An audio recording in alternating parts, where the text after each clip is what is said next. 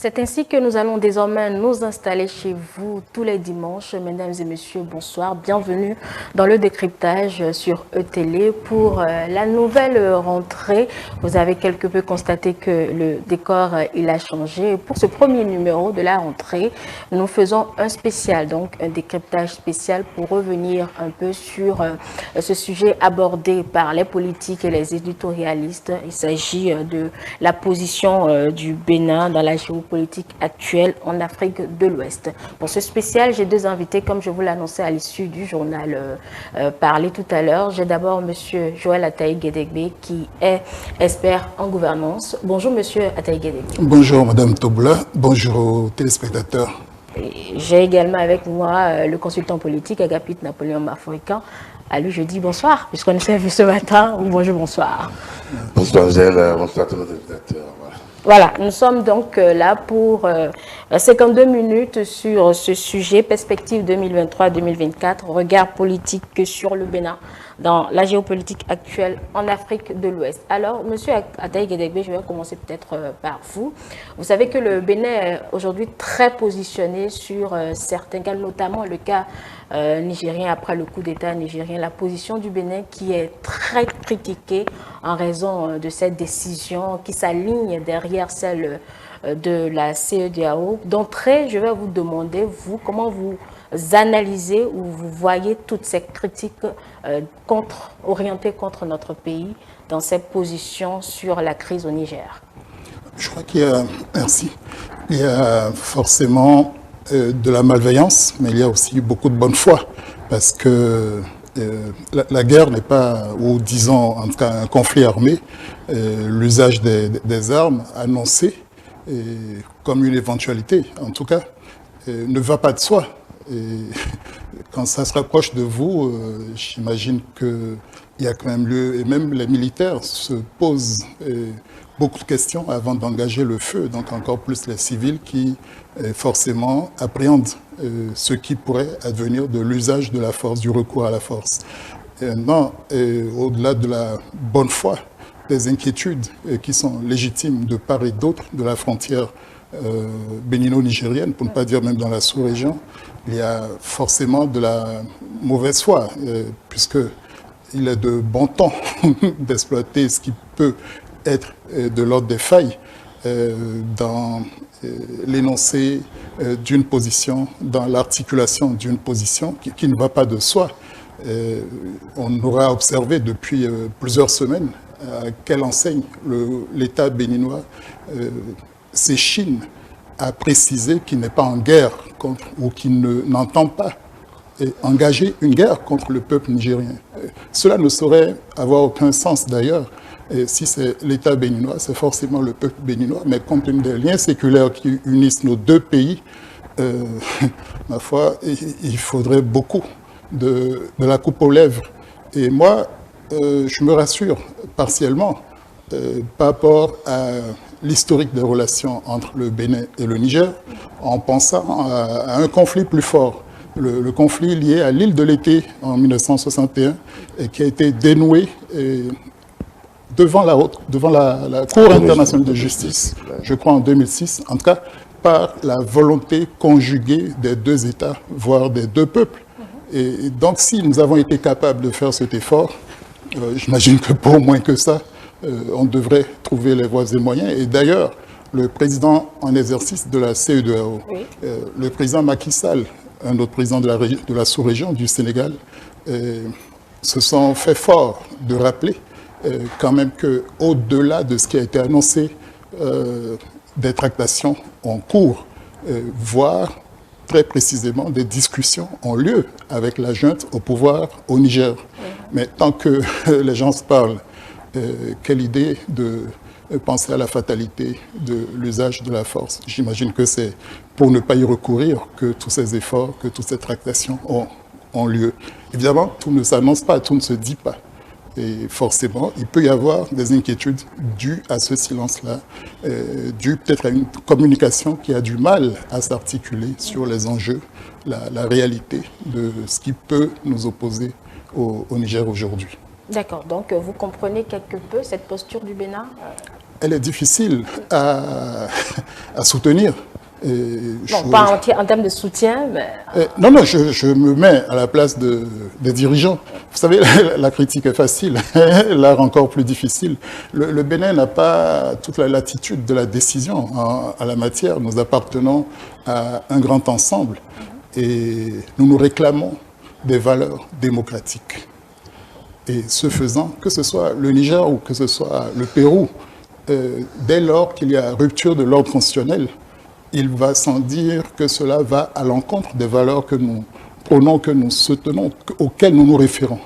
Maintenant, nous sommes placés en situation, nous sommes face à face avec le Niger, où disons que le Niger n'est pas si loin que ça. C'est notre réalité, c'est notre voisinage, c'est nous à la limite.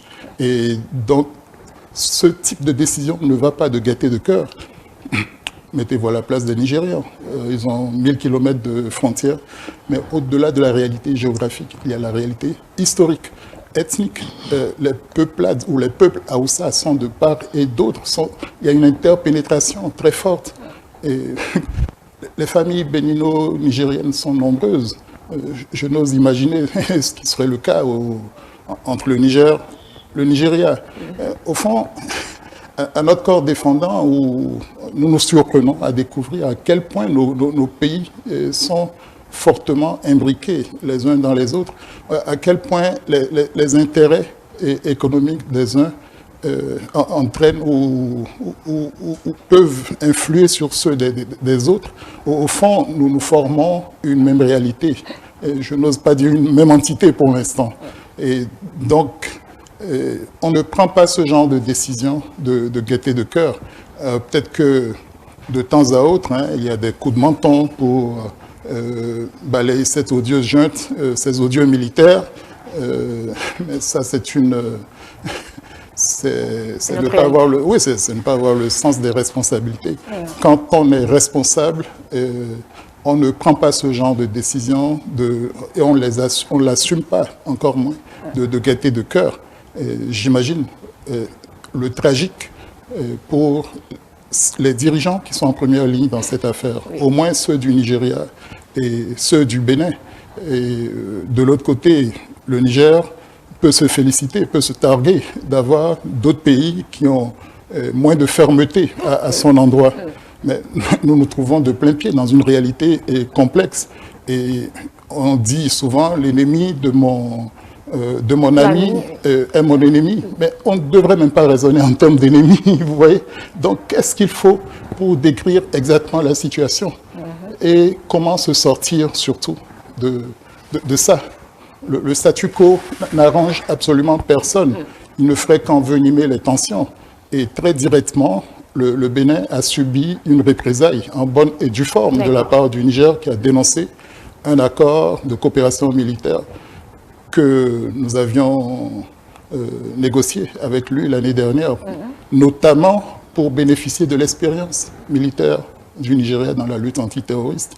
C'est déjà une grosse perte pour le Bénin, alors que par ailleurs, nous avons d'autres défis comme ceux du terrorisme. Oui. Je vais m'en arrêter là. D'accord. Pour me permettre de donner la parole à Agapit Napoléon Mafoika. Alors, pour un pays qui a connu les affres, je vais dire, de la fermeture unilatérale des frontières nigérianes, c'est cela que beaucoup ne comprennent pas, que certes, nous avons une autre résilience, mais c'est nous qui faisons subir cette douleur au peuple nigérien, d'où les critiques. Agapit Napoléon Mafoika fusent d'un peu partout. Vous savez, le droit communautaire, le droit international n'est pas le droit des populations, c'est le droit des États. Le droit des États, parce que les populations sont régulées de l'intérieur par l'État qui gère leur quotidien.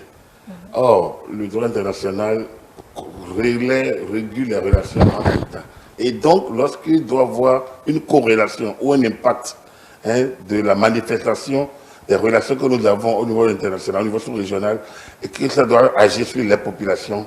Je pense que les expériences nouvelles, actuelles, avec le numérique, avec l'inforoute, les inforoutes de la communication, avec donc le village planétaire, avec la circulation instantanée de l'information, je dois dire que tout ce que nous disons aujourd'hui doit tenir compte de la réalité d'aujourd'hui. c'est pas la première fois que la CEDEAO est arrivée à ce point-là. Il est arrivé des rapatriements de Béninois. Je me rappelle en 85, avec Boari qui venait d'arriver au pouvoir, des Béninois, des Ghanéens, des Togolais ont été rapatriés dans les camions. Bon, ça n'a pas annulé la relation diplomatique. Le Bénin n'a pas bloqué, n'a pas annulé n'a pas dénoncé ces accords, ces relations avec le Nigeria. Donc il en a eu des situations. Aujourd'hui, c'est que les experts de la CEDEAO ont manqué peut-être un peu de vigilance. Hein, les cellules de veille n'ont pas été aussi actives, n'ont pas été aussi proactives pour pouvoir prévenir certainement cette réaction des populations sur lesquelles certains intellectuels et politiques et donc la junte surfent. La réalité est que la CEDEAO a déclenché un mécanisme normal. Donc, il n'y a pas à regarder la fermeture de la frontière. Ça, c'est des actes unilatéraux que le Nigeria ferme sa frontière avec le Bénin. C'est un acte unilatéral qui était tributaire des relations délicates aux frontières. Et donc, ce n'est pas la première fois. Obasanjo a mis sous Kérékou, dans l'affaire Mani, a menacé de fermer les frontières et a fait injonction au Bénin. Des militaires nigérians ont opéré des manœuvres à nos frontières. Donc, ce n'est pas la première fois que ça a pu avoir lieu. Ici, ce dont nous parlons de réaction, d'organisation. On n'est plus dans les actes bilatéraux ou unilatéraux. On est dans un acte d'organisation ou une décision communautaire qui nous engage parce que nous sommes partis à des accords, à des conventions, à des traités. Nous donne des directives. Hein, et la moindre des choses, c'est d'exécuter. On m'a dit que tous les pays ne l'ont pas fait. Oui, ça fait partie aussi des limites ou des pesanteurs qui plombent l'action de la CEDEAO et qui ne lui donnent pas la visibilité qu'il faut. Donc profitent aujourd'hui les poussistes, ici et là, en 2012, lorsqu'il y a eu le coup d'État au Mali. Il s'est retrouvé des chefs d'État africains, et pas des moindres, pour soutenir, enfin, pour ne pas condamner fermement. Donc, pendant que le président en exercice de l'Union africaine, enfin, le président Boniaï à l'époque, hein, condamnait fermement un tel coup, mais il y a eu des chefs d'État, et pas des moindres, pour être condescendants avec la junte à l'époque au Mali. Donc, aujourd'hui, avec la Guinée, on a eu l'impression qu'il y a eu deux coups d'État entre le Mali et la Guinée, que c'était deux options, deux regards différents. Alors, le Burkina, il y a eu l'un dans l'autre. Hein? On a été condescendants envers l'un, donc du coup, on était à garde face à l'autre. Et tout ça, mis ensemble, peut constituer un facteur d'incompréhension du côté des Nigériens. Ils le disent, mais attends, pourquoi c'est sur nous qu'on met la menace d'intervention militaire? Parce que ça a été aussi l'erreur de la communauté, dès l'injonction, dès le premier jour, on dit l'ultimatum. Hein, je pense que la CEDEAO ayant été tributaire, et le président, disons, Ambalo, le disait même tout récemment encore, il y a quelques heures, il y a quelques jours, en disant que bon, la CEDEAO, ses réactions vis-à-vis du Mali, du Burkina et autres, ont dû jouer dans la situation aujourd'hui avec le Niger, parce que les gens se sont dit, mais bah, vous êtes presque condescendants, on a levé les sanctions, même au niveau du Mali. Alors, c'est que vous le faites, finalement, et pourquoi vous imposez des sanctions au niveau du Niger? Voilà, or, les instruments sont là, il fallait bien. Le leadership a changé. L'arrivée de Tinubu a changé la donne, d'autant plus qu'il a pris la présidence de la CEDEAO. Donc, lui, sa première déclaration, c'est terminé avec le coup d'État. C'est terminé avec la remise en cause des règles constitutionnelles. Et donc, lui, il est venu avec une nouvelle volonté, hein, d'en finir avec ce qu'on peut appeler la pagaille au sommet des pouvoirs. Mais c'est compté sans la lourdeur de l'appareil lui-même, le manque de discipline des chefs d'État au niveau donc de la communauté qui fait que chacun fait sa politique dans la politique commune.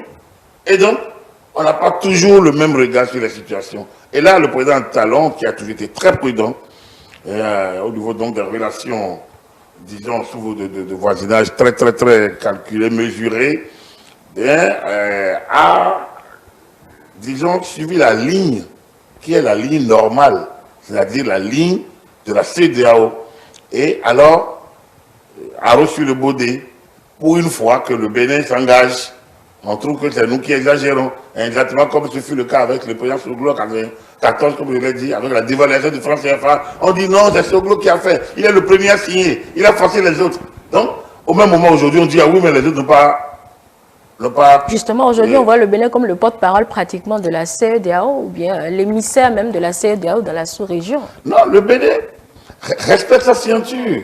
Je pense que là où je dis, moi j'accuse un peu les intellectuels et certaines classes politiques, c'est qu'on s'en prend à l'interne. On tient compte de la situation interne pour juger. On doit s'en prendre à la lourdeur de l'appareil CEDEAO. On n'a pas à s'en prendre au président Talon. Le Bénin, dans ce dispositif-là, a joué sa partition. La CEDEAO a pris des décisions. Le Bénin a respecté. Fermer les frontières avec le Mali, le Bénin ne pourra pas le faire. Nous ne sommes pas frontaliers. On n'est pas frontalier avec le Mali. Donc, fermer les frontières avec le Niger, on est frontalier. Et donc, qu'on le fasse, tout au moins, dans les premières heures, symboliquement, c'est quand même un devoir. C'est une exigence. C'est la moindre des choses. Mais après, progressivement, le Bénin a trouvé des mécanismes. C'est plutôt les Nigériens qui fâchés, se sont mis dans une position de blocage après avoir déclenché une sorte de riposte communicationnelle contre le Bénin en présentant le Bénin comme justement le porte-parole ou bien le zélé de la CEDEAO. Non, je pense que le Bénin a joué sa partition. Le Bénin a fait ce qu'il devait faire. Le Bénin allait plus loin en gérant le cordon humanitaire vers le Niger. C'est le Niger qui n'a pas compris. On peut les comprendre. Ils sont dans une posture. C'est leur droit. Je pense que les remises en cause, et quand nous parlons de la géopolitique, les remises en cause des ordres constitutionnels, c'est une nouveauté aujourd'hui dont on doit pouvoir tenir compte dans les réactions désormais. Les remises en cause, lorsque ça s'est passé au Mali, et un second coup est arrivé, et on gère quand même. Lorsque en Guinée, on peut adouber pratiquement à Doumbouya, je pense que lorsqu'on s'était sur le cas burkinabé, il est tout à fait logique et normal que les Nigériens ne fussent pas contents ne soient pas contents de la situation qu'on leur fait. Et c'est de bonne guerre. C'est de bonne guerre. D'autant que dans la foulée, il y a eu le Gabon. Il y a eu le Gabon qui presque, comme dirait l'autre, le coup parfait, le coup attendu, le coup voulu, le coup adoubé, le coup opportun. Et donc du coup, on a dressé le tapis rouge un peu aux pushistes gabonais. Quel que soit le cas qu'ils ont géré, mais ces analyses croisées peuvent faire croire à certains que le Niger est victime d'une certaine situation. Et la junte s'en saisit. Et en fait, son objet de propagande, c'est de bonne guerre. Moi, je pense que l'histoire donne raison au Bénin d'avoir fait ce qu'il doit faire. L'histoire doit conduire la CEDEAO à se réinventer, nous l'avons dit. Il est évident que les ordres installés en 1945, après la Deuxième Guerre mondiale, et tout ce qui a suivi, tout ça se remet en cause aujourd'hui. Il est tout à fait normal qu'on revisite un peu la gouvernance, non c'est les gouvernances locales, mais les gouvernances communautaires, également pour pouvoir définir de nouvelles approches, disons, décisionnelles. Sinon, à mon humble avis, le Bénin a fait ce qu'il doit faire. C'est plutôt les intellectuels, la classe politique, notamment ceux locaux, qui n'ont pas peut-être fait leur travail, de soutenir le Bénin quand il est en position extérieure. Le chef d'État, nous étions dans une situation où nous assumons notre responsabilité au niveau de l'international. Quand on est comme ça, on doit soutenir de manière ferme ce que le chef d'État de notre pays fait. Après, à l'interne, on peut régler nos problèmes. Mais lorsque on crie sur le Baudé au niveau à l'interne, naturellement, on donne la main aux autres de nous frères, ce qui fait. Donc, la dénonciation des accords des accords militaires, de ce qu'il y a pu avoir entre le Bénin et le Niger, participe un peu de cette, disons, je veux dire, récrimination qu'on lance vis-à-vis de notre pays, parce que déjà à l'interne, des intellectuels, des internautes alimentés, une certaine classe politique, a pu fragiliser la position du Bénin qui, on le rappelle à nouveau, répond à une logique, la logique de nos signatures, la logique de respecter les décisions communauté. Mais on vous dirait, Agapit Napoléon Mafroikan, qu'il n'y a pas que le Bénin au sein de la CEDEAO. Justement, il y a d'autres pays comme le Togo et tout ce que vous savez là, comme pays membres de la CEDEAO. Si les gens critiquent autant cette posture du pays, c'est qu'on voit un peu trop, justement, le Bénin dans cette situation-là, Agapit Napoléon Mafroikan. Oui, en réalité, ce que je veux dire par là, je l'ai quand même souligné. J'ai dit, mais il y a que les chefs d'État ne sont pas totalement disciplinés, hein, à tous les niveaux. Donc, et ça, c'est pas d'aujourd'hui. Vous voyez, le droit communautaire, comme je dis, c'est un droit de confort parfois, puisque de toute façon, chacun se prévaut de sa souveraineté. Hein? Et dans les premiers textes issus après les indépendances, notamment à la création de l'OU, à l'Organisation de l'Unité africaine, le principe, c'est la non-ingérence dans les affaires intérieures des pays, des États. Donc, de 60 à un certain 90, on a parlé de non-ingérence. Donc, la notion de souveraineté de nos États est telle que, à l'interne, les pouvoirs publics ont toute la latitude de prendre des mesures internes visant à assurer le bien-être des populations. Et lorsqu'on se place de cette manière-là, les décisions communautaires deviennent des décisions d'ingérence. Donc, du coup, le droit d'ingérence, même si on l'a inventé, a des limites, a d'énormes limites, parce que sinon, il y a beaucoup de choses qui se seraient passées au niveau mondial. Donc, la non-ingérence demeure encore le principe, et nos États sont très à cheval, ils sont jaloux de leur souveraineté. Et c'est parce que la CEDEAO a un traité. Son traité, comme je l'ai dit en 1975, ne lui donne pas le droit de se mêler des questions politiques. C'est à partir du traité révisé de Cotonou 93 et des protocoles que ça a engendré 99, 2001 et les suites qui ont conduit ces États. Et l'organisation a pensé qu'en essayant d'agir ou d'interagir sur les politiques à l'interne, les organisations politiques, ça doit pouvoir créer des stabilités institutionnelles et permettre donc que l'intégration régionale soit une réalité. C'est là le postulat, c'est là la formule, on peut dire, le principe qu'on a posé. De 1999 à aujourd'hui, il est évident qu'on remarque plutôt une remise en cause totale de tout ça. Donc, cette théorie a échoué. Il faudrait qu'on soit très clair. Donc, du coup, la jeunesse qui est là ne comprend pas que c'est en son nom que la CEDEAO agit. Hein? Les Nigériens lambda ne savent pas que c'est en son nom, en leur nom que les gens agissent. La jeune au pouvoir, conscient de sa souveraineté, de la souveraineté du Niger, utilise aujourd'hui le pouvoir réel. C'est lui qui a le pouvoir réel aujourd'hui.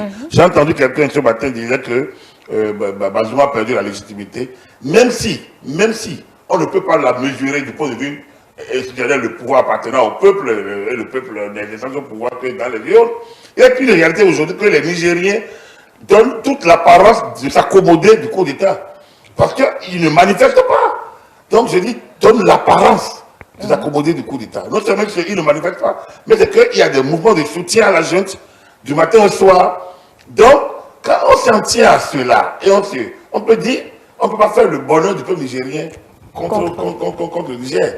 Donc, dans l'absolu, la junte et le pouvoir ayant créé une autorité de fait dans le pays, essaie de gouverner avec l'assentiment, tout au moins la condescendance passive des populations qui donne l'impression que l'autre, Bazoum a perdu la légitimité. Dans ces conditions, comment la CEDEAO peut-elle agir encore? Moi, je pense que, autant, lors du premier mois, et avec Joël, il doit se rappeler, nous avions déjà parlé de cela une fois, que si la CEDEAO n'est pas sûre de faire infléchir la situation, elle n'a qu'à prendre acte, gérer la transition avec eux et se donner les moyens déjà de prévenir que de foncer dans le décor. Nous l'avions dit en début du mois d'août, on peut retrouver donc aujourd'hui encore, et début octobre, on peut dire que nous sommes conscients, on est ferme dans la même option, c'est-à-dire, me concernant, qu'il est évident que la jeunesse, les populations nigériennes, une certaine élite nationale ou régionale ne comprennent pas les options de la CEDEAO ou ne veulent pas comprendre et transforment notre pays un peu comme le zélé. Je pense qu'il y a beaucoup de situations internes à régler. À mon humble avis, je pense que la CEDEAO, là où on est aujourd'hui, les chefs d'État, d'ailleurs le Togo, vous l'avez écouté aux Nations Unies, quand vous écoutez le Togo, vous écoutez Doumbouya, vous vous dites, mais bon, ils sont pas exclus de la CEDEAO. Donc du coup, quand ils disent ces choses-là, Vous vous demandez, mais alors, de quoi se mêle le Bénin? On peut le dire. Et pourtant, donc, l'indiscipline ou les approches de souveraineté de nos États, sur lesquels surfent certains chefs d'État, et leur jeunesse, et leurs internautes, et leurs élites, font qu'aujourd'hui, on doit tirer les conséquences un peu de la situation actuelle et bâtir plutôt, et se projeter dans les perspectives que de se concentrer sur le cas nigérien. Je pense que le cas nigérien devient un cas d'école qui va sans doute faire nourrir des devoirs dans les salles de Sciences Po, dans les concours d'entrée, dans les écoles normales d'administration, ou dans les écoles de droit international, parce que là, c'est un cas qui mérite effectivement on s'y attarde à bien des niveaux. Justement, on n'est pas sorti de l'auberge, puisque là, ça n'évolue pratiquement pas. Joël Ataï-Guédégbé. Ça n'évolue pas, ce serait... On ne sait plus où on en est, en fait. Le Niger est à charge sur le Bénin, sur la CEDEAO. Non, si. Les choses évoluent. Agapit vient de parler d'un pouvoir de fait. Bien sûr. Et ce n'était pas le cas il y a quelques semaines.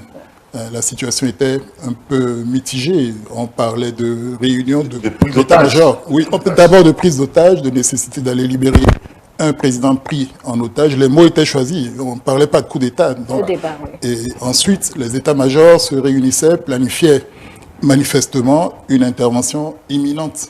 Mais quand on connaît l'organisation, le degré d'organisation de la CEDEAO et le principe de la force en attente, on pouvait douter raisonnablement de l'effectivité, de la capacité de mise en marche sans un soutien logistique fort de puissance ou d'État en dehors de la CEDEAO. Et je voudrais commencer par là parce que en réalité, il n'y a pas eu que la CEDEAO, il n'y a pas eu que le Niger et ses voisins dans cette histoire-là. Et la France a été très bruyamment présente dans cette actualité. Et je nuancerai, je mitigerai le propos d'Agapit sur la verve de l'opinion interne béninoise. Je pense que c'est beaucoup plus une opinion internationale, régionale, et d'abord nigérienne, bien sûr, et qui a été admirablement instrumentalisée, et de toute façon qui est dans son bon droit de faire bloc, de retrouver des élans patriotiques et nationalistes. Bon, ça c'est la partie nigérienne, mais en dehors du Niger, j'ai l'impression que les Béninois ont été plutôt modérés.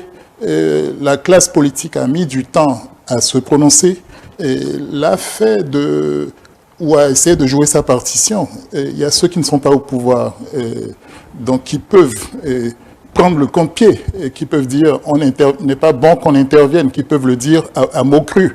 Il y a ceux qui soutiennent le président Talon et qui ont été plus nuancés, mais qui n'étaient pas moins préoccupés et qui n'étaient pas moins en phase avec les inquiétudes de l'opinion publique. Je pense que la mauvaise foi a été la moins présente au Bénin, en réalité. Et il est bon de souligner que la mauvaise foi a commencé au niveau des chefs d'État qui ont participé à la décision. Je peux excuser les Doumbouya, les putschistes, mais le voisin togolais, franchement, à quoi joue-t-il si ce n'est pas une tradition de la diplomatie togolaise que de pratiquement toujours pourrir, sinon empêcher des décisions de ce type-là. Agapit parlait de l'évolution du droit communautaire. Mais c'est le Togo qui, de tout temps, a toujours mis les pieds dans les plats, a toujours été un point de résistance à une avancée de ce côté-là. Il serait bon qu'on prenne la mesure de cette situation-là, qu'on sorte de la complaisance. Sinon, qu'on sorte de la communauté? Non, qu'on sorte de la complaisance. Oui, de la complaisance, d'accord. En quoi faisant? Non, en appelant un chat, en interpellant comme il se doit les autorités togolaises. Ce n'est pas la première fois. Mais là, il est donné à tout le monde de voir grandeur nature une dissidence fâcheuse et un manque de solidarité avéré alors qu'on a participé à une décision. Et j'aurais été plus rassuré de savoir que le Togo a émis un droit de veto. Et si c'est sa manière d'exprimer sa différence, si c'est sa manière de faire de la diplomatie, bon, il faut en prendre acte, mais ne plus se laisser faire, parce que le Bénin paye cher à ce niveau-là. Le Bénin paye très cher d'être voisin du Niger, et j'ajouterai un élément géostratégique important, voisin du Nigeria. J'ai évoqué la présence encombrante de la France, oui, du président français Macron, pour ne pas le nommer, mais le voisinage du Bénin le coinçait, le voisinage avec le Nigeria, le réchauffement de nos relations avec le Nigeria ne nous donnait pas le choix. Et avec le nouveau leadership de Tinubu, ça aurait été emballo, il y aurait eu le même emballement, sans jeu de mots, pour une intervention. Mais la Guinée-Bissau n'est pas voisine du Niger. Le Nigeria, dont le président prend les rênes de la CEDEAO, mais ça crée un cocktail dont il est difficile de s'extirper. C'est ça qui est le tragique de la décision, de la participation, de l'endossement d'une décision ou d'une action communautaire. Et même les militaires béninois qui devraient se préparer à participer à cette force en attente, en leur fort intérieur, je n'ose imaginer le ressenti ou l'ambivalence des sentiments des uns et des autres. Et donc, à plusieurs niveaux, le Bénin n'a pas eu le choix, mais ce qu'on pourrait reprocher au leadership béninois, c'est de n'avoir peut-être pas trouvé le moyen d'une consultation politique. Je ne parle pas d'aller demander une permission au Parlement. Il ne s'agit pas de déclencher la guerre. Donc pour ça, il n'est pas requis une autorisation du Parlement. Il ne faut pas confondre les instruments. Mais dans la gestion d'une crise, il devrait être possible de réactiver les canaux du dialogue, de la discussion, de la concertation avec les anciens chefs d'État, avec les leaders de partis ou les partis qui jouent le jeu républicain, qui restent dans le cadre de la République. Il devrait être possible de s'informer par tout moyen, peut-être que ça se fait, et de faire savoir qu'on n'est pas moins préoccupé, de faire le moins de casse possible. Ce couloir humanitaire dont le Bénin a commencé à faire la publicité, oui, en réalité est une initiative des Nations Unies. Je crois que de ce point de vue, nous avons manqué probablement une occasion de jouer légalement notre différence et de montrer que nous étions effectivement préoccupés du bien-être des populations.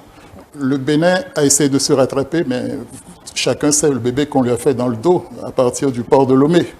Et donc, il faut en prendre acte et espérer qu'on sorte au plus tôt de cette situation qui ne nous arrange pas, qui nous donne le mauvais rôle sur tous les plans. On a assumé par rapport aux principes, on assume par rapport à notre voisinage avec le Nigeria, nos bonnes relations, mais également on assume par rapport à notre volonté de vivre en paix avec le peuple nigérien. Et donc c'est une articulation qui ne va pas de soi, et tant que à côté, il y a des fuites, tant qu'il y a des fuites par le côté, qu'on ne peut pas empêcher. Et c'est aussi un élément de l'analyse que la CEDEAO aurait dû intégrer dans la prise de décision. Bon, avec des si, on peut refaire le monde. La question, c'est savoir comment on évolue, comment on renoue le dialogue avec les autorités de fait au Niger, comment on rassure le peuple nigérien que l'avenir s'inscrit, l'avenir de... Nous avons un avenir en commun. Et donc, on doit travailler à le réinventer, à le préserver. C'est le message à passer par tous les moyens possibles. D'accord. Agapit Tapelo-Mafoy, quand Joël Ataï-Gadegui parlait donc de cette position de Togo qui, quelque peu, embrouille les cartes, n'est-ce pas l'ouverture de la souveraineté des États laissée à chaque État qui permet, je vais dire, ce comportement peut-être des pays membres? On ne peut pas forcer un État. Comme je vous l'ai dit, le principe c'est la souveraineté. Donc, on ne peut pas forcer. Donc, il n'y a pas d'ouverture à laisser à un État. L'État, c'est un État. Un État, c'est un État. C'est un territoire. Hein, c'est une autorité politique. En fait, c'est une gouvernance. Donc, le Togo est dans ses droits absolue d'avoir ses positions et surtout face à une situation internationale. C'est ça la souveraineté, la capacité à s'affirmer comme sujet de droit international et donc soutenir ses positions au regard de ses intérêts. Et donc, c'est de moi je parle et j'aurais les condescendants vis-à-vis de nos intellectuels. Moi non. Moi non, parce qu'André de Robert Dessous, qui a quand même pris son temps, mais qui a affirmé et qui a assumé de manière claire et nette. En dehors peut-être de l'ambassadeur Edon, qui a décrit le principe, très drôle, lui il est intervenu sur notre plateau, dès les premières heures, je pense 2 semaines après. Mais lui il a sorti un peu le mécanisme technique de gestion. Robert Dessous est celui qui a le mieux géré, assumé. Mais il ne faut pas que 2. Les partis politiques, c'est 2. Ils devraient avoir une veille sur la question dès lors que, en leur sein, il y a des réactions qui mettent en cause et qui créent une situation délicate par rapport à la situation du Bénin. Lorsqu'un député d'un parti, de la majorité présidentielle, le plus grand parti, déclare que bon voilà, on ne devrait pas, lui il veille sur ses intérêts. C'est logique, c'est normal. Mais lorsque c'est fait ainsi, le parti n'a pas réagi. On peut comprendre. Ça aussi. On peut comprendre. Moi je dis, nos partis se mettent en place. On a quitté un peu les strapontins, enfin les petites chapelles pour créer des cathédrales. C'est logique que bon voilà, on ménage un peu les gens. Mais dès que ça vient ici, c'est comme le grain de sable dans la machine. De l'autre côté, un autre truculent qui va à la frontière, qui écume les plateaux, et puis qui dit un certain nombre de choses. Les populations, on n'a pas tenu compte des intérêts des populations. Mais alors, quand des individus s'arrogent les droits de parler de l'État qui est sujet du droit international, ça pose un gros problème. En fait, les gens ne sont plus à leur place. On peut opiner, mais le respect, le patriotisme, à mon humble avis, voudrait que lorsque le Bénin intervient lorsque le pays intervient sur la scène internationale, qu'on soutienne sa position. Jusqu'au bout. Moi, je ne vois pas. Lorsque la France décide d'aller en Afghanistan, ça n'a pas été une décision facile. Et la question était pour Hollande, quand il voulait prendre le pouvoir, de dire est-ce que je vais rapatrier les troupes, la troupe française de l'Afghanistan. Mais ça a été mesuré, vous voyez les propos, parce que malgré que le Parti socialiste ne fut pas d'accord avec cette décision à l'époque, pendant la campagne électorale, c'était un sujet de campagne électorale, mais ça a été traité, on sent qu'il y a eu cette discipline, tout au moins, les gens savent jusqu'où aller quand il s'agit de parler de l'intervention du pays à l'international. Donc moi je pense que, non, au niveau national, les nôtres n'ont pas assumé. Moi je pense que les intellectuels ne l'ont pas fait. L'idéal c'est d'abord de reconnaître que le Bénin est dans une posture où il respecte notre scienture. Tu as parlé de nouveau leadership. On ne peut pas ne pas tenir compte de ça. Les déclarations de Tinubu, elles étaient truculentes. C'est vrai. Quand on dit que c'est fini, tout ça là. Mais c'est vrai que quelques temps après de l'avoir dit, nous sommes mis, on est face à une épreuve qui le met en épreuve lui. Le Bénin, qui a eu quelques meilleurs parties avec le Nigeria, renoue ses relations avec le Nigeria, avec sur le leadership de Tinubu. Il était ici pour le 1er août, par ailleurs, avec toute une délégation. On ne peut pas ne pas tenir compte des intérêts. Et peut-être même que le président Bazoum était attendu. Voilà, exactement. D'autant même qu'il devait se retrouver. Les relations semblaient bien cordiales. Voilà. Donc, on ne peut pas demander au Bénin de passer tout ça sous silence. Donc, Tinubu, Bazoum était au Bénin c'est quelques jours, quelques semaines avant le coup. Donc, tout ça fait partie des aléas dont nous devons tenir compte. Ça, c'est au niveau de l'interne. Au niveau international, au niveau sous-régional, la posture du Togo, peut-être de la Côte d'Ivoire à un moment donné par rapport au cas malien en 2012 par exemple, ou bien un peu lorsque Ouattara reçoit le président, le putschiste burkinabé Damiba par exemple. Alors donc, lorsque vous voyez ces choses, vous vous dites effectivement, mais quelle est la discipline? Je parle de la discipline. Parce qu'en réalité, au nom de la souveraineté, ils peuvent le faire. Mais au nom du fait qu'ils soient dans une communauté, quelle est l'importance qu'ils donnent à la communauté? Quel est le respect qu'ils donnent aux autres États? Quelle est la considération qu'ils se vouent mutuellement? Pourquoi prendre des décisions qu'ils n'arrivent pas à respecter? Donc, dans ces conditions, je pense que c'est là que ce qui tire sur la CEDEAO, quelque part, parlant d'errance, parfois on peut leur trouver raison, mais je pense qu'il fallait angler clairement le curseur en disant c'est plutôt la CEDEAO qui n'arrive pas peut-être à trouver le bon ordonnancement. Mais est-ce que c'est la CEDEAO seule aux Nations Unies? Nations Unies, voilà, ils ont parlé de cordon humanitaire, couloir, oui. voilà, tout ça. Bon, l'Union africaine avait sorti un certain nombre de...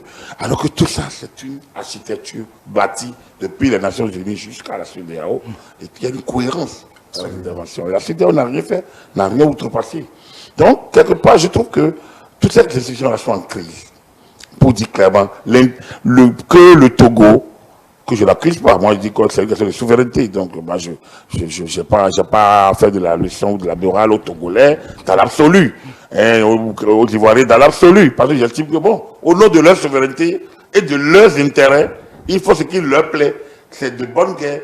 Mais lorsque la CEDEAO s'installe et prend des directives, prend des protocoles additionnels, des directives, quelle importance on donne à cela? Il va falloir que désormais les négociations soient dures. Le Bénin, je pense que dans ces conditions, doit pouvoir aussi avoir une politique. Pourquoi pas ne pas dénoncer à un moment donné ces situations-là à l'interne? Je me rappelle au cours d'un sommet, Mathieu Kérékou s'en est pris à Omar Bongo. Après le rapatriement, après le coup d'État, après le débarquement des mercenaires. Après ce qu'on appelait l'agression armée impérialiste du 16 janvier 1977. Le sommet de l'OIA. Voilà, un sommet de l'OIA. Il s'en est pris directement au Gabon, où l'avion fait escale après le Maroc. Donc, parfois, ces incidents sont utiles. C'est vrai que... Mais pas d'impact direct non plus. Ah si. Non, dès que c'est fait, dès que c'est créé ici, ça crée une situation de droit international, notamment entre les deux pays, où parfois ça va jusqu'au rappel des ambassadeurs. Vous voyez? Donc, du coup, ça crée. Mais est-ce que dans le contexte actuel, le Bénin a besoin de se fâcher avec un pays? Je ne pense pas. Donc, ça a eu lieu en ce temps-là, au temps ouvert. Je pense que le Bénin essaye de gérer la situation au mieux. C'est une situation, à mon humble avis, qui va nourrir les expériences, comme je vous l'ai dit. Ça va faire cas d'école et mettre à l'épreuve les méninges des jeunes politiques, si tant est qu'ils se donnent l'attitude de réfléchir. Lorsque on a parlé, j'aurais parlé de la France. Oui, regardez la posture de la France dans ce dossier-là. Et l'ambassadeur qui ne part pas, les troupes françaises en attente, à un moment donné, dans le pays, qui ne sont pas intervenus. Et à un moment donné, qui doivent finalement partir. Là également, il y a eu un mélange des deux. On a cru qu'on s'est laissé dire, je peux dire à ceux qui sont de mauvaise foi, que bon, la CEDEAO interagit sous l'ordre de la France. Et ça a fait le tour d'horizon. Et l'état-major de la CEDEAO n'a pas pu dire non. Le secrétaire exécutif, le président de la commission, la présidence en exercice, tout ça aurait pu sortir. Il faut une communication dynamique. Ce n'est pas nos États qui doivent se débattre pour faire de la communication. C'est la CEDEAO. Regardez ce second sommet, le dernier sommet de la CEDEAO, le sommet extraordinaire qui devait décider du recours à la force. Il n'a pas été un huis clos parfait. Il y a eu des fuites. Non, pas que des fuites. Il y a eu présence de nos partenaires. Mais chaque chose en son temps. C'est ça. C'est comme si... Au moment d'une décision aussi cruciale, comment peut-on laisser ce type d'image?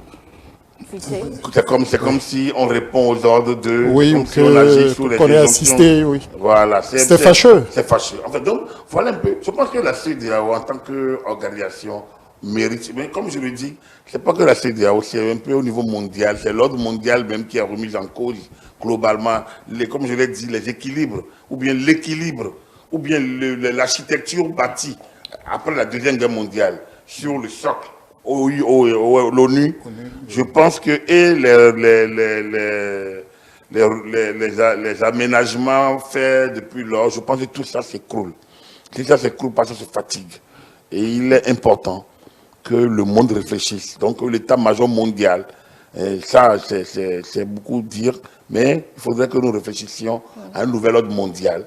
Sinon, ce qui se passe aujourd'hui là, c'est qu'on dépouille les États, les chefs d'État, on dépouille les États, on les livre à la haute populaire. Et comment peut-on faire? Le cas du Bénin est un cas d'école. C'est vrai, on est un petit pays, c'est dur, on n'est pas encore très important au niveau international, on se débat seul ici, ça d'accord. Mais quand vous regardez un peu ce qui se passe par ailleurs au niveau mondial, vous vous dites, mais non, c'est pire qu'on ne le pense. Et c'est là que moi je continue d'interpeller les intellectuels, il faut qu'ils aillent plus loin. Il faut qu'ils aillent plus loin que dans l'analyse des situations en disant, je vais finir peut-être sur Guterres, vous savez, la Journée mondiale de la paix. Lorsque Guterres, le secrétaire général des Nations Unies, a fait un discours, un message où il a parlé de ceux qui sont en fait des menaces à la paix, parler un peu de la bagarre des jeunes filles avec le voile, tout ça, en parlant de lorsque il y en a qui sont tués ou agressés parce qu'elles emportent, donc elles portent le voile. Il y en a qui le sont parce qu'elles n'en portent pas. Ouais. Et cette réaction, ce qui m'a fait sourire un peu, a déclenché lire des Français, des commentateurs français sur une chaîne bien connue, où ils estimaient que c'était une injure à la France. Que comment on peut mettre la France et l'Iran sur la même longueur d'onde, et sur la même ligne, en mettant ceux qui portent les combats contre les voiles et ceux qui n'emportent pas, que ceux qui emportent en les mettant sur les mêmes lignes, donc M. Guterres serait allé un peu trop loin. Donc vous voyez un peu cette question où la fibre, comment la fibre patriotique parfois, mais sur la chaîne de télé en question, moi je tombais des nues, parce que tout le monde pratiquement disait les mêmes choses. Mais le secrétaire général des Nations Unies n'en a que faire des particularismes internes. Lui, il parlait donc des menaces à la paix, et donc de tout ce qui entrave ces menaces à la paix. C'est dire, comme je l'ai dit tantôt, qu'il va falloir réellement repenser le monde, repenser nos organisations sous-régionales, ou alors laisser les États gérer leur souveraineté directement. Justement, dans cette réinvention de notre communauté, ce matin, quelqu'un proposait sur nos plateaux d'arrimer toutes les souverainetés des États membres à une seule, quitte à avoir peut-être un code électoral général. Oui, bon, l'idée n'est pas tout à fait nouvelle, mais j'ai rappelé, et Agapit l'a très bien dit, fondamentalement, les États restent jaloux de leur souveraineté. Ils n'en concèdent une portion que quand les arrange, en fait. Oui, rien de nouveau sous le soleil. Et donc, on n'ira que très lentement à ces niveaux-là. Et il faut faire avec. Le monde est ainsi fait, et les relations internationales encore plus. Donc, ce n'est pas sur ça qu'il faut agir. Il faut rappeler un certain nombre de principes, de mécanismes, donner toujours, avoir le meilleur possible, et à charge pour les autres de s'en inspirer ou de s'en rapprocher. Et les idées finissent aussi par faire leur chemin. Mais les injonctions, nous y sommes. Et plus de coups d'État, nous voyons le péril qu'il y a, la difficulté, sinon la vanité qu'il y a parfois à proclamer un certain nombre de choses désirables, mais pas toujours réalisables. Exact. C'est toute la difficulté, c'est tout le tragique de l'action publique ou de la décision politique. Et donc, il y a à travailler effectivement sur les situations électorales. La CEDEAO, même en l'espèce, avait assez bien commencé, mais très rapidement est rentré dans les compromissions. Et les missions d'observation sont devenues des missions de complaisance, là où ça aurait pu être des missions d'accompagnement, d'amélioration des processus électoraux. En cela, il y a encore du travail à faire avant d'uniformiser, pas par le haut. Il faut que par apprentissage mutuel, on commence par adopter au mieux les meilleures pratiques, qu'elles soient de la sous-région ou d'ailleurs. Et le Bénin a parfois été premier, mais s'est fait aussi distancer. Je ne prends que l'exemple de la Sénat, c'est venu du Bénin, mais le Ghana s'est juré de nous faire la fête et ils y sont allés méthodiquement et avec beaucoup de constance. Et je crois qu'ils ont réussi à bâtir quelque chose de solide qui inspire au-delà de l'Afrique de l'Ouest. Et il n'y a pas à en rougir, il faut prendre acte de ce que n'ayons pas eu assez de souffle de ce côté-là. Et quand le président Talon prend sur lui d'aller directement rencontrer un putschiste à Ouaga pour signer un accord de coopération militaire.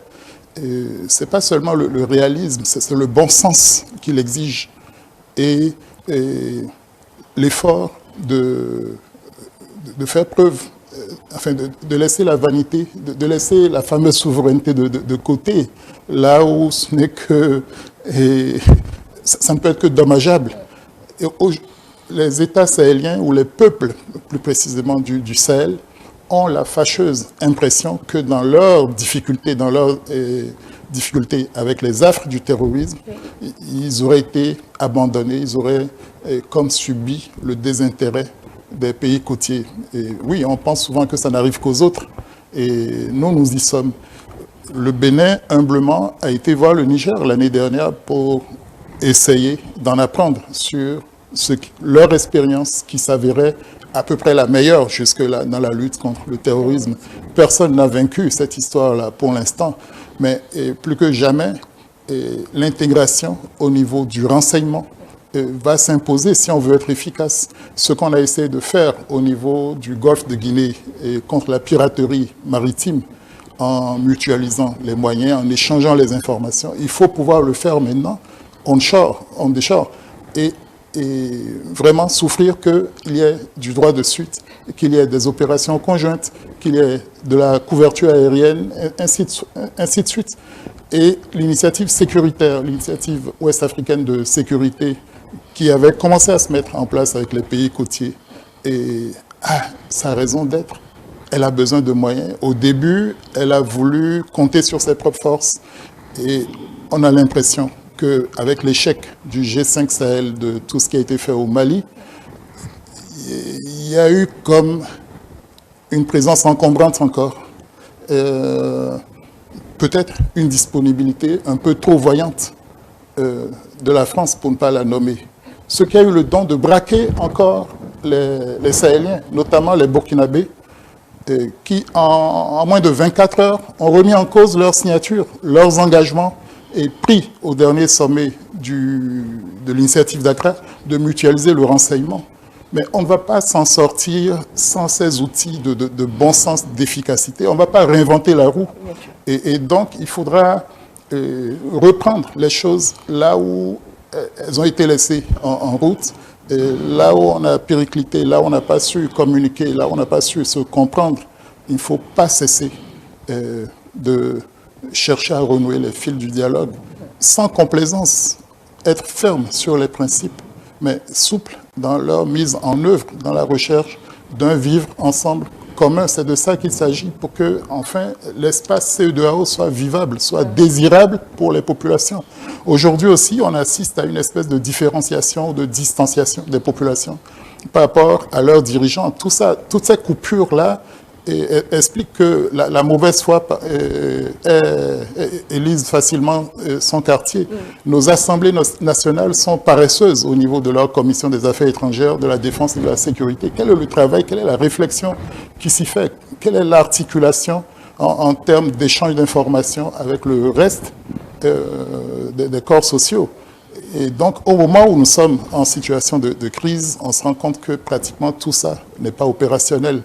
Et donc, un à un, pas à pas, il va falloir retrouver et réévaluer les situations et leur redonner un peu plus de carburant, les nourrir d'idées nouvelles. Et là, je reprends à mon compte l'idée que les institutions doivent se réinventer. On a cru qu'on y était quand on parlait de CEDEAO des peuples.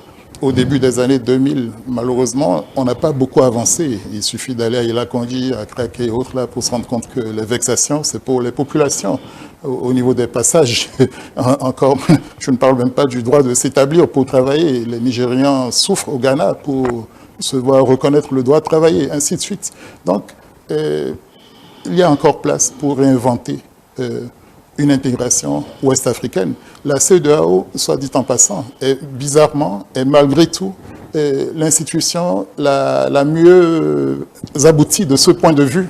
Mais peut-être avons-nous trop dormi sur nos lauriers. Et donc, plus que jamais, cette crise du Niger, cette situation où l'ensemble des putschs intervenus dans les pays où il y a des conflits importants, où il y a des défis sécuritaires importants.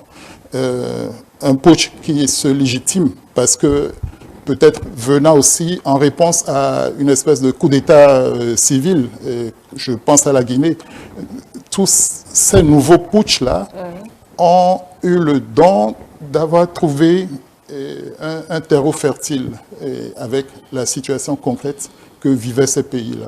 Et donc, il faut que la CEDEAO se donne les moyens de mieux évaluer la réalité de ces pays-là et d'articuler les réponses les plus pertinentes qui soient pour que le sentiment de deux poids, deux mesures ne soit pas, et que la crédibilité de l'institution à l'arrivée soit chose réelle. Ouais. Je pense que c'est encore possible et que le Bénin même peut y contribuer. Justement, puisqu'il faut bien arrêter la saignée rapide Napoléon Afrique. Oui. Oui, la question c'est comment on sort de cette situation du Niger. Écoutez, je voudrais d'abord réagir deux choses. À l'interne, ce n'est pas que l'appareil de l'Assemblée nationale. Les réflexions de base, c'est au sein des partis politiques. Je pense que nos partis ne sont pas encore à ce niveau-là. Moi, j'estime, c'est vrai, qu'avec la réforme de ces partisans, nous sommes en phase de transition, de mise en, de construction, de reconstruction. Mais ça fait déjà pratiquement 5 ans. Je pense qu'il est temps maintenant que des réflexions solides se fassent au sein de nos partis. Nos universités, moi j'estime qu'on a une faculté de droit, on a une faculté de sciences politiques, on a des laboratoires. Il y a beaucoup de professeurs agrégés qui ont des laboratoires. On a la chaire UNESCO des droits de l'homme, mais elle fait beaucoup de réflexions, elle fait beaucoup elle crée des conditions de réflexion intellectuelle sur des sujets dynamiques. Je pense qu'il faudrait que nous puissions rendre dynamiques les débats en ne nous accrochant pas à nos ressentiments dans la gestion de la politique interne. En fait, les réactions sont tributaires des ressentiments de chacun à l'interne. Donc celui qui a déjà maillé parti avec un pouvoir en place a du mal à faire une réflexion prospective normale qui s'écarte de ces ressentiments, si bien que nous n'arrivons pas. Lorsque vous vous aventurez, c'est comme si vous êtes soit le soutien, soit l'opposant. Donc ici, il n'y a pas... Le vrai problème est là. Vous êtes étiqueté soutien, opposant, soutien, opposant, soutien, opposant. Donc vous n'avez plus votre latitude de prendre la réflexion. Or, l'intellectuel, c'est celui qui se donne cette latitude pour pouvoir construire des idées, bâtir, à mettre à la disposition des politiques. Je pense qu'il doit y avoir une interaction entre le monde intellectuel, le monde politique, le monde intellectuel. Moi, je parle du monde scientifique, parce qu'en réalité, au sein de la politique, il y a des intellectuels aussi. Mais le monde scientifique, c'est ceux qui réfléchissent de manière constructive, de manière construite, sur la base peut-être de théories ou de doctrines, mais qui bâtissent des postulats pour répondre aux besoins actuels. Or, lorsqu'on a dit démocratie développement 90, et que nous évoluons 5 ans après, 10 ans après, on a évalué au Mali la décennie de démocratie en 2000-2001. On a compris que beaucoup de choses restaient encore à faire. La maîtrise du jeu institutionnel. Alors, on a fait quoi? De 2001 à 2011, qu'est-ce qu'on a pu corriger? Pas grand-chose. Et les coups d'État ont commencé.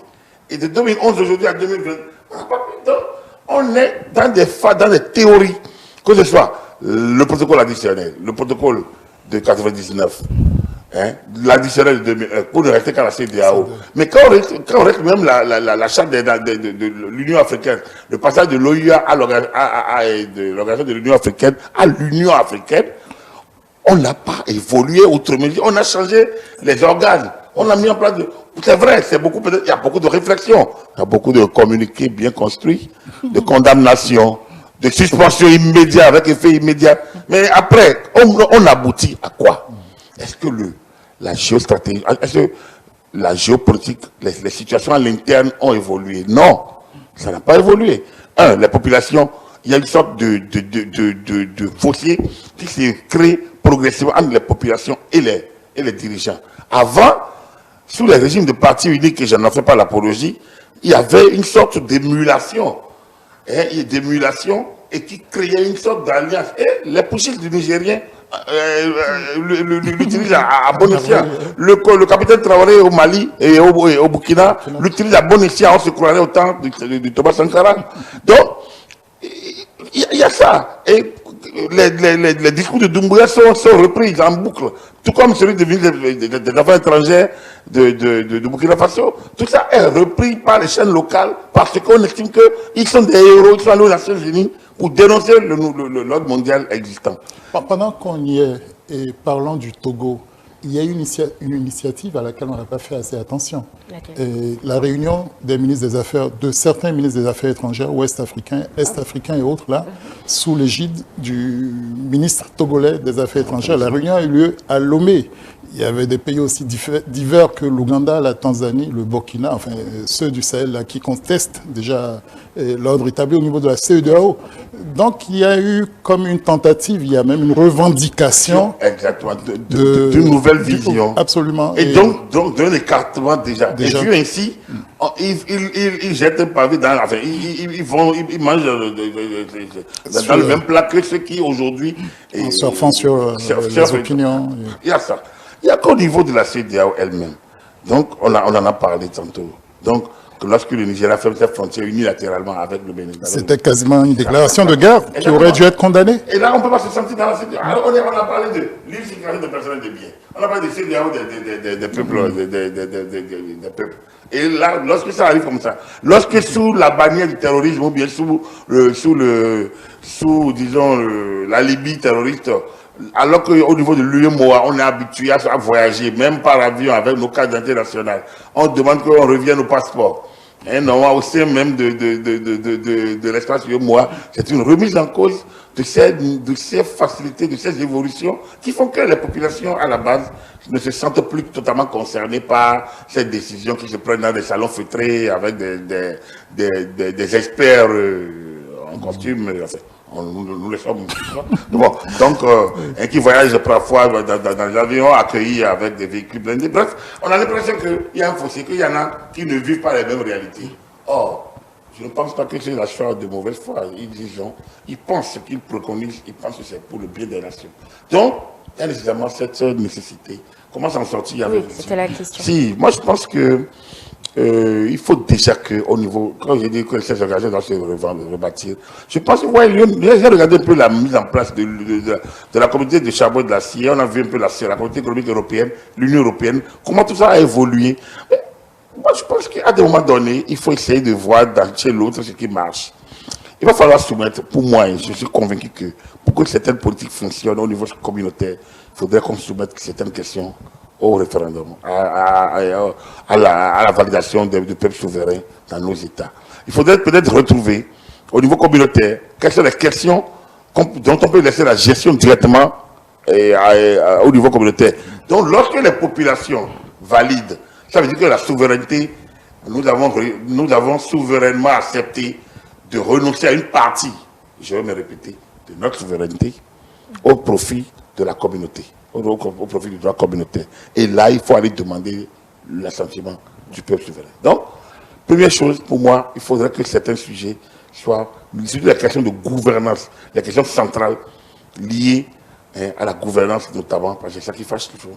Donc, les remises en cause de comment la communauté interagit par rapport aux élections. Donc, l'implication de la CEDEAO dans les élections, à mon humble avis, il faudrait peut-être poser des questions. Jusqu'où la CEDEAO peut intervenir dans les élections. Première chose. Est-ce que le droit des élections doit relever des éléments du droit communautaire? Par exemple, il faut poser la question. Et moi, je suis d'avis que bien des partis liés au droit des élections. Pourquoi? Par exemple, le droit de voter. Pour moi, donc la capacité des électeurs, la question où être éligible, la qualité des mandats, tout ça, on peut, la mutualisation des organes de gestion des élections. Pourquoi pas qu'on en arrive à des organes mixtes, à des organes hybrides, que le président de la commission soit ghanéen, que le vice-président soit gambien, et que des membres, maintenant, vu ainsi, ça suppose que nous avons accepté souverainement, par référendum, donc de nous défaire de notre souveraineté interne pour pouvoir laisser cette partie. Lors des remises en cause de l'ordre constitutionnel, comment nous allons agir? Également, moi je pense qu'il faudrait que cette question aille vers le peuple. Donc, ça c'est dans le futur. Donc, comment s'en sortir? Si votre question c'est dans l'immédiat, à mon humble avis, à mon humble avis, je repense ce que j'avais dit en début de la crise. Si on ne peut pas aller au bout de remettre en place l'ordre constitutionnel, qu'on négocie progressivement les sorties de crise. Le Niger n'est pas à son premier coup d'État. Bon, et tout le mécanisme de remettre l'ordre constitutionnel en place. Que la CEDEAO, pendant qu'il gère l'existant et rétablisse le contact plutôt plus formel avec la jeune avait proposé 3 ans. On a dit non. Qu'est-ce qu'on lui propose? Est-ce que c'est 18 mois? C'est 24. Donc, que de manière formelle, qu'on laisse cette affaire de, bon, l'option militaire est toujours possible. Non. Je pense qu'il faut qu'on ferme cette page-là. Elle est dépassée. La France va rapatrier sa troupe de là. C'était plus facile quand il y avait encore des forces étrangères. Aujourd'hui, comment on peut ramener Bazoum au pouvoir alors que sa vie est dans les mains des putschistes? Comment on peut ramener Bazoum au pouvoir quand son propre parti commande, il n'y a pas tous les Kazakhs?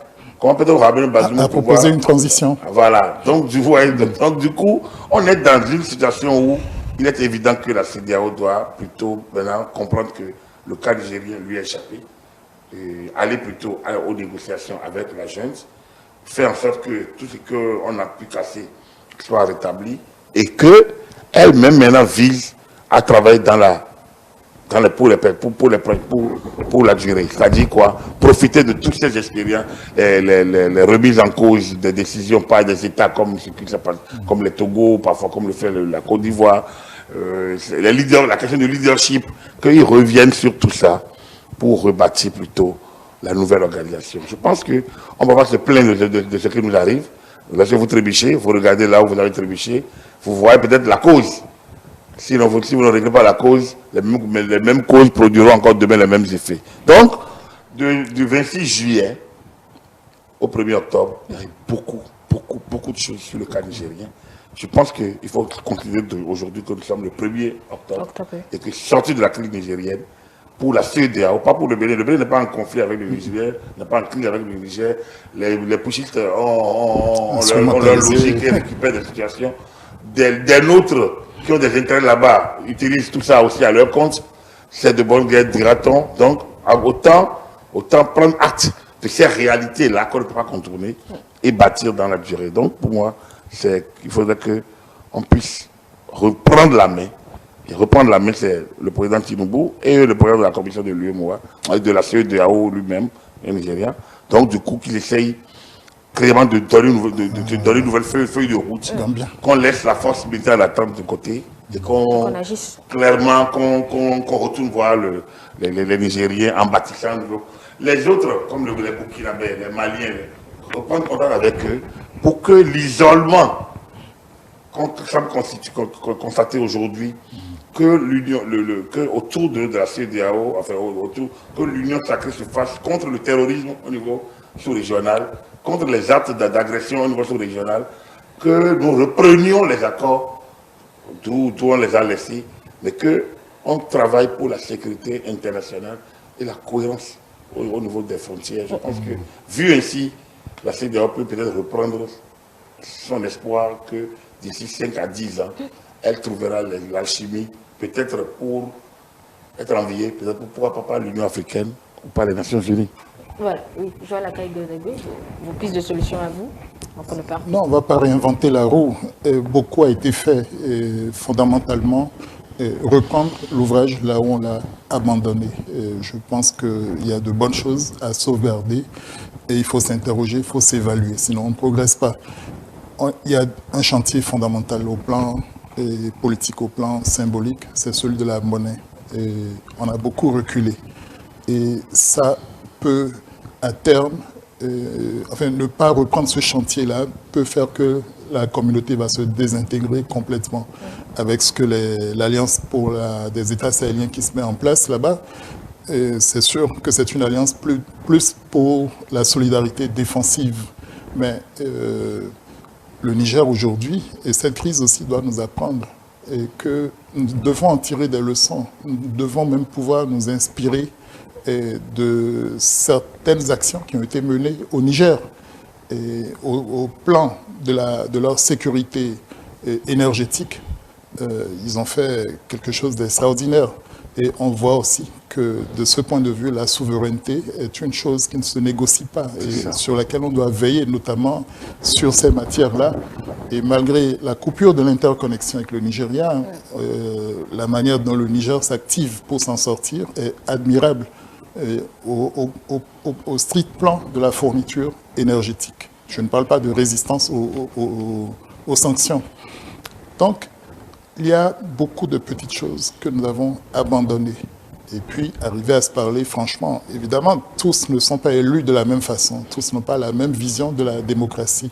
Ça, c'est la difficulté de ce sommet ou de cette conférence des chefs d'État où on se ménage, où il y a des douaniers qui sont... Enfin, oui, c'est ça, non? Il y a des, il y a des grands frères, il y a des douaniers, enfin, ils savent se passer la pommade, mais on n'avance pas trop de ce côté-là. On a toujours de ce principe de la souveraineté. Même si on tente de s'ouvrir, on rentre, on va vous dire, ah, écoutez, nous, on a notre souveraineté, on a nos intérêts. Donc, il faut que les lignes bougent un temps soit peu, peut-être de proche en proche, peut-être pas tous ensemble. Et là, tirant leçon notamment de ce qui se passe au Sahel, leur alliance, immédiatement, c'est par rapport à la protection mutuelle, à la solidarité défensive. Mais ils ont des minerais. Et le Liptako Gourma, c'est beaucoup de richesses dans le sous-sol.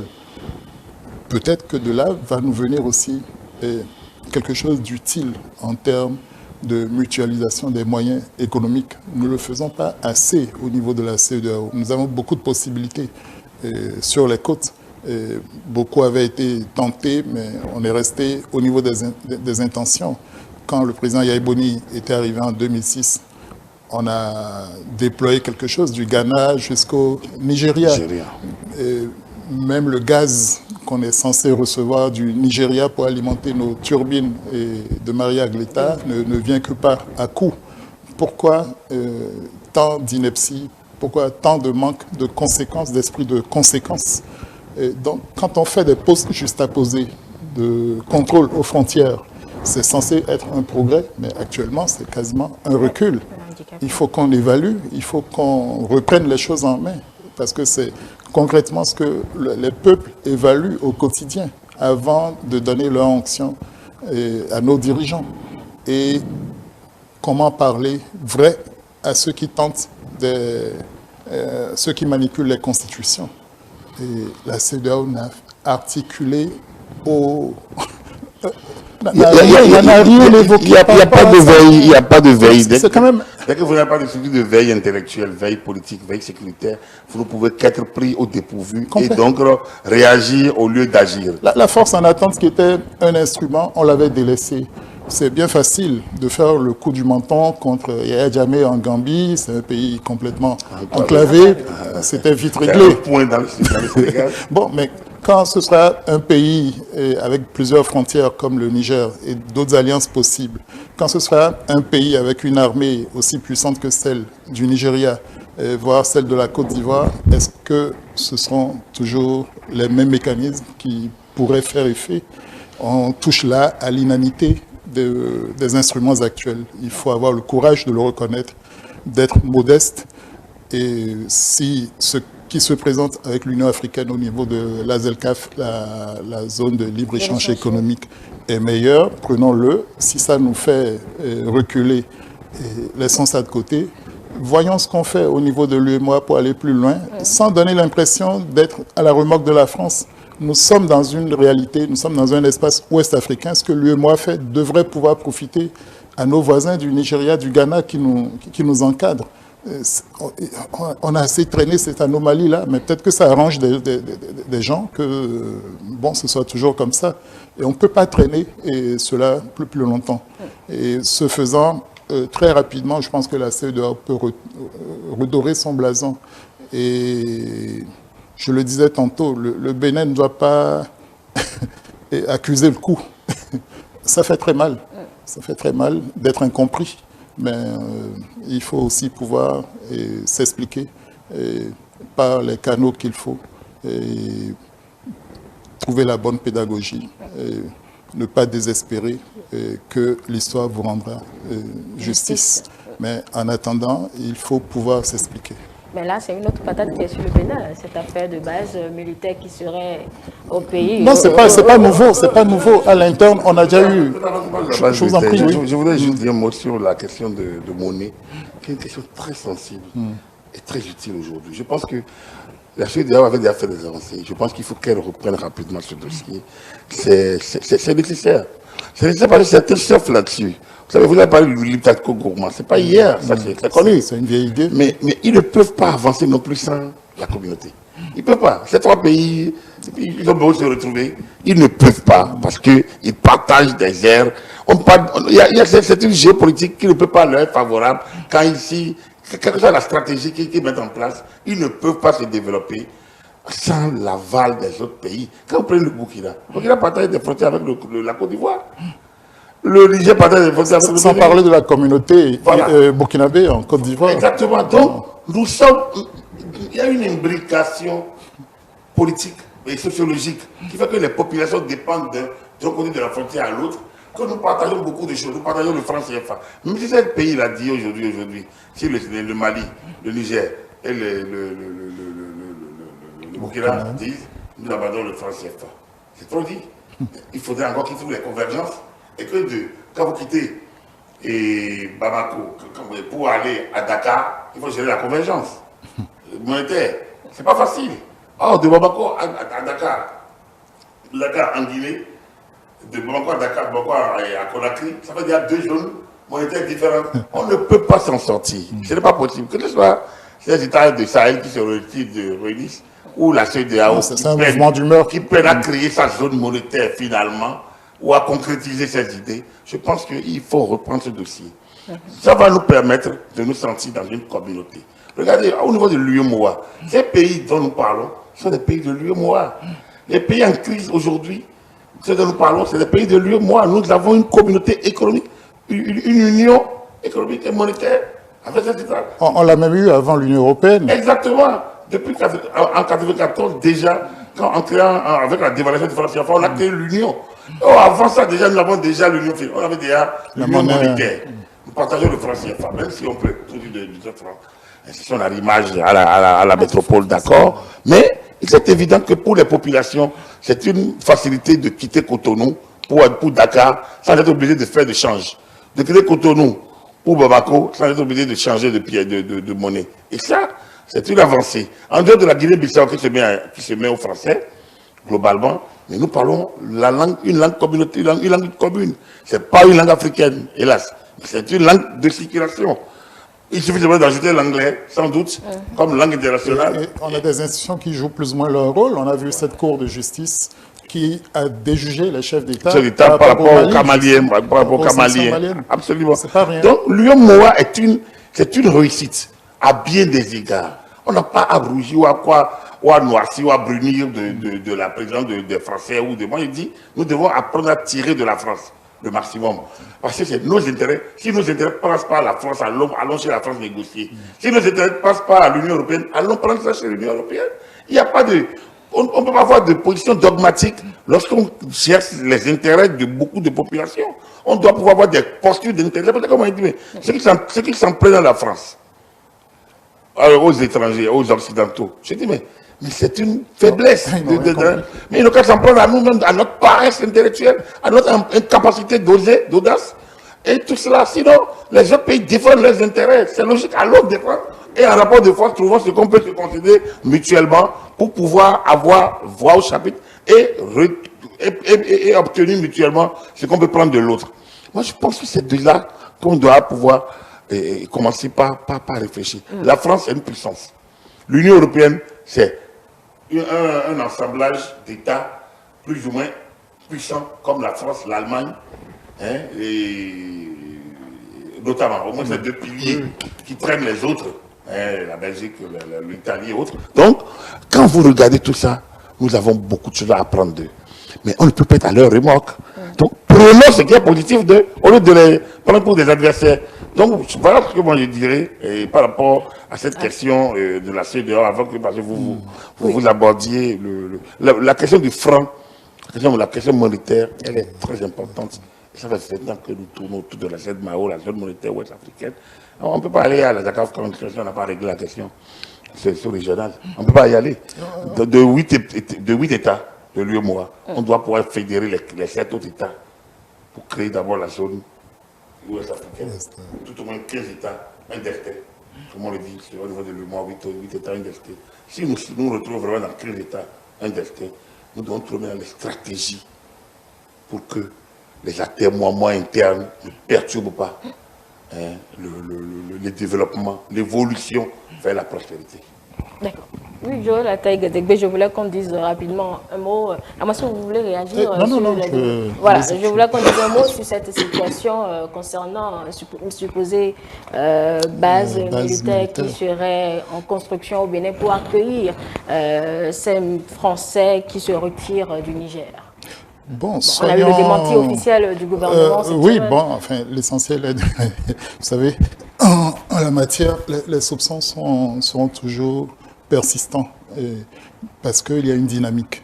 On a vu la France être bougée du Sahel, pour parler un peu trivialement.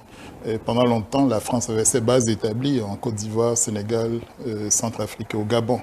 Et désormais, ce n'est plus tout à fait le cas. Les enjeux géostratégiques ont changé. On parle de plus en plus de Wagner, de la Russie, de la Chine par d'autres moyens, de la Turquie, et j'en passe. Chacun vient faire comme on appelle. Ah oui. Donc, et le Niger était drôlement intéressant de ce point de vue. Il abritait autant des bases françaises, américaines. Le Bénin n'était pas tout à fait loin de ce modèle, d'avoir des instructeurs de différentes armées. Pendant longtemps, depuis le président Kérékou II, nous avons eu une coopération militaire intense avec la Belgique. Et ça nous a aidé à prendre pied dans les missions de paix aux Nations Unies. Avec les Français, le besoin se fait sentir. Mais jusqu'où nous pouvons aller avec les Français? Quand le président Macron était au Bénin, il y a eu des divergences qui ont été traitées presque publiquement, et aussi des résolutions pour avoir des relations militaires ou des relations de coopération militaire mieux comprises. Dans le Bénin a des besoins d'armement, des besoins d'équipement qui ne correspondaient pas tout à fait à la procédure en place en France. Les choses ont semblé se corriger. On a eu les hélicoptères qui ont défilé le 1er août dernier. N'avons pas facilement eu les drones, alors que nous en avons un besoin crucial dans la lutte antiterroriste. C'est un des meilleurs moyens aujourd'hui de la surveillance aérienne. Donc le Bénin, je l'espère, ne restera pas accroché à quelque pays que ce soit. Et encore une fois, le maître mot, c'est nos intérêts, c'est notre survie. Si la France fait des difficultés, s'il y a trop de lourdeur, et je ne parle même pas de mauvaise foi, de mauvaise volonté, comme le Burkina le dénonce par rapport à ses commandes d'armes. Mais il faut rapidement qu'on aille vers où on peut. Et à l'inverse, dans l'affaire des drones, je pense même que c'est la Turquie qui nous a fait plus de difficultés que la France. Donc rien n'est statique. À nous de mettre en place le modèle qui nous correspond le mieux par rapport à notre histoire, par rapport à la géostratégie et à ce que nous pouvons soutenir à l'avenir. Et si pris dans le besoin de juguler le terrorisme, nous devons admettre des troupes françaises, jusqu'à quel point cela est-il tolérable? Il me semble de toute façon que le mano à mano n'est pas intéressant pour notre pays. C'est dans la diversification, et là, l'Inde, toute proportion gardée, nous offre un modèle de multi-alignement, de coopération franchement décomplexé et diversifié. Si nous travaillons en cela, on n'aura pas de raison de stigmatiser notre coopération avec la France, là où nous en avons besoin, là où cela nous est utile, avantages comparatifs mis en place. S'il faut aller vers les Russes, et d'ailleurs, la France, enfin, l'alternative à la France, ce n'est pas la Russie uniquement. Ça peut être le Nigeria, ça peut être dans la sous-région déjà, ça peut être avec un pays auquel on ne pense pas de prime abord. Et j'ose croire que nous aurons toujours cette intelligence de la situation pour ne pas tomber dans les pièges de la géostratégie. Chacun cherche ses intérêts. Si la France peut mettre un pied au Bénin, après avoir été sorti du Burkina, du Mali, Tant du que Niger... les thèmes sont clairs, on peut y aller. Non, elle ne dirait pas non, mais est-ce que ça nous arrange? Est-ce qu'on n'a pas un autre modèle de coopération possible avec la France? Ça ne passe pas que par des bases. Le président Macron l'a dit, peut-être qu'il n'a pas suffisamment dit ou n'y croit pas. Et la France également essaie de redimensionner son déploiement, son positionnement en Afrique. Mais les traditions ou les vieilles habitudes ont la vie dure. Et c'est presque une idéologie au niveau de la France. Les gens prennent ça comme un malheur que d'avoir été obligés de quitter le Burkina et autres. Mais voilà, c'est le manque d'anticipation. À ce niveau, nous, comment est-ce que nous anticipons ce que peut être l'intensification, la montée en puissance de nos relations militaires et sécuritaires avec la France? C'est la question qui nous est posée. Et si cela passe par l'acceptation d'une base française, oui, il faudra le faire clairement, en toute connaissance de cause. Mais si nous n'y avons pas intérêt, il faut aussi pouvoir dire franchement, non, nous avons un autre modèle. Il y a moyen de construire des mini-bases, des dispositifs autrement plus adaptés à la menace à laquelle nous avons affaire. Absolument. Il n'y a pas de dogme de mon point de vue, mais notre pays a une histoire très précise et je ne crois pas qu'on s'aventurerait du jour au lendemain dans ce qui ne nous ressemble pas. Oui, Agapit Napoléon Maforiga. Moi, je n'ai pas de position dogmatique non plus. Je pense que si nos intérêts passent par White Base, pourquoi pas. Moi, je ne vois pas pourquoi on doit disserter beaucoup de ces questions. Ce pas des questions qui se gèrent au marché d'Antokpa ou à Zéker, c'est des questions qu'on doit gérer, ou à Mdjuroto, c'est des questions qui se gèrent avec d'État à État dans les conditions qu'il faut. Parce qu'aujourd'hui, ce débat qui est sur la place publique, à mon humble avis, ce n'est pas sous pression que les États négocient les intérêts, la question d'intérêt. Ce qui est l'intérêt d'un État ne peut pas se retrouver sur la place publique.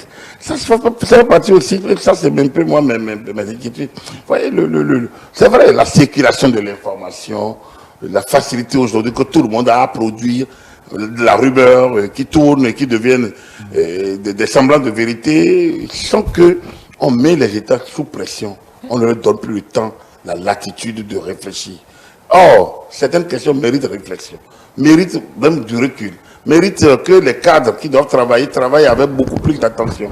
Pour moi, les questions de défense ne peuvent pas se débattre sur les places publiques, même pas sur les plateaux de télévision. Je suis désolé, je suis du secteur, mais je ne me vois pas en train d'inviter un général ou de dire, ok, voilà, vous avez combien d'hommes? Est-ce que vous allez accepter une base militaire entre la France et l'Inde ou l'Allemagne? Quel est le pays qui vous... Non, il ne dit pas. Parce que c'est des questions qui se gèrent.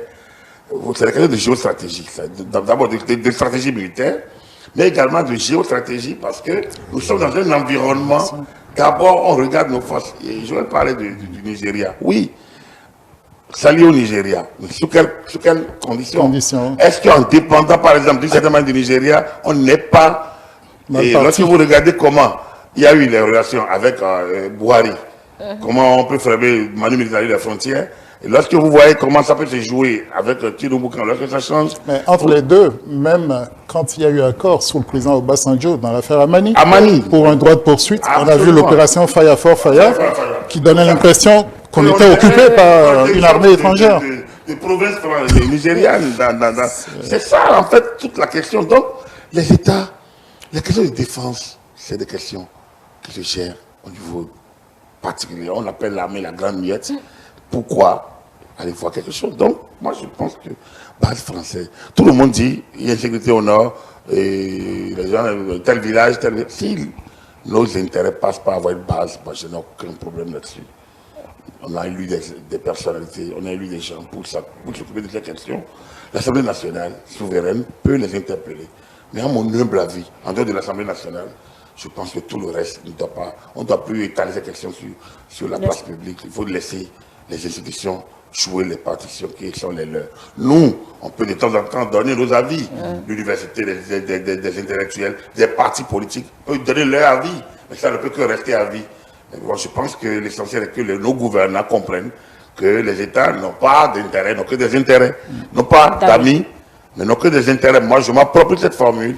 J'estime que la relation internationale, comme l'a rappelé un ministre des Affaires étrangères, pour ne pas dire Abdelossi, la relation internationale, c'est la relation de confort.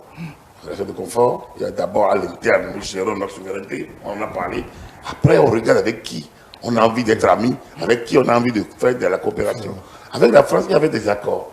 Mais tout le monde dit qu'il faut dénoncer les accords militaires. Il faut peut-être les relire. Est-ce qu'on peut, il faut les relire. Est-ce que les instructeurs militaires français nous ont fait tant mal? Est-ce que la technologie française nous fait mal? Non, ce n'est pas le point, n'est pas la technologie française, n'est pas les instructeurs français. Et c'est peut-être de relire et de débarrasser ces accords de ce qui est rétrograde et de rebâtir ces accords dans les perspectives nouvelles. Nous parlons, il y a une facilité. De ce point de vue, je pense que l'Afrique francophone, d'une certaine manière, doit travailler à reconstruire un nouveau rapport avec la France, parce que nous partons avec un gros handicap. Exactement. Avec les premiers accords qu'on a signés sans on en maîtriser n'était pas en position de force. toutes les implications. Est-ce qu'on les avait bien lus par ailleurs? À se demander, quand je prends un président comme Kaboré, celui qui a été président démocratiquement élu, qui a demandé la révision des accords militaires avec la France, il s'est heurté à un mur. Et ça aussi, c'est malheureux.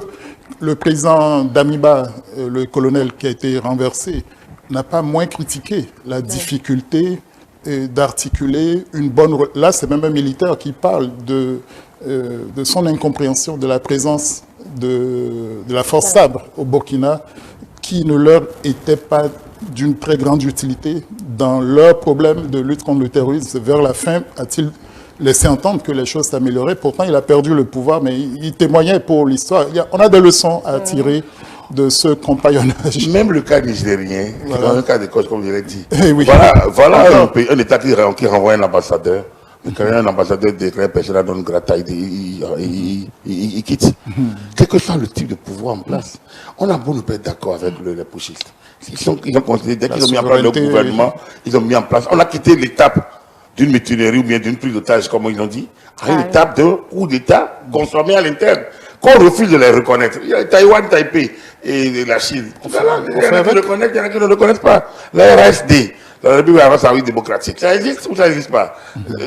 Ça fait des joutes oratoires au niveau international, au niveau des Nations Unies pendant des années, des décennies. Non, mais la posture française était si intenable que le président Macron a fini par avouer qu'il discute avec les militaires à tout le moins pour le départ ordonné des moi, pas même de l'ambassadeur, il devrait partir. C'était aussi, on peut ne pas être d'accord avec les...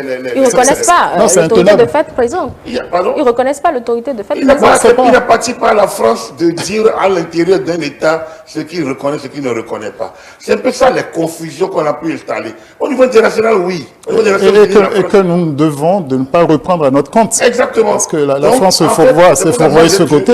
Et même au Nicaragua, on les a vus déjà dans cette posture-là, ne pas pouvoir tenir. Depuis qu'ils ont mis en place un gouvernement, on a mis Premier ministre, un gouvernement en place, le droit international, il pose des actes, le droit international, il pose des actes. Donc, une administration en place, ça tourne. Aujourd'hui, avec les satellites, on regarde tout ça. Donc, c'est pas qu'on est d'accord, mais il est évident que la posture française, notamment par rapport à l'ambassadeur, c'est ça le courage qu'on peut lui reconnaître, ça ressemble à un courage de colon.